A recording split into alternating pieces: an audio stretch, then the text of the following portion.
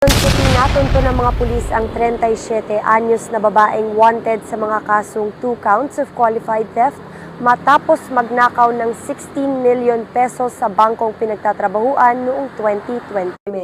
May nakuha po talagang pera doon. At October hindi na ako nag-office kasi nakukonsensya na talaga ako. Kita mo na ba yung video na to? Naaresto ang isang bank manager na nahaharap sa kasong qualified theft. At dito papasok ang tanong na ayaw pag-usapan ng marami.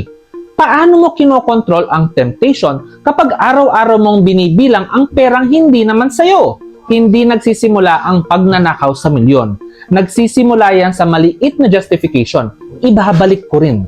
Wala namang makakapansin. Deserve ko to. Sa psychology, tinatawag yan na moral rationalization. Pinapaniwala mo ang sarili mo na okay lang ang mali. Paano ito kinokontrol? Una, clear boundaries. Hindi mo pera. Period. Pangalawa, systems over trust. Kahit gaano kakabuti, kailangan ng checks at balances.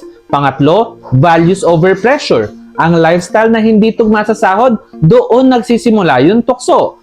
Don't underestimate temptation. Do remember this. Ang integrity ay hindi nasusukat kapag walang nakatingin, kundi kapag may pagkakataon kang magnakaw at pinili mong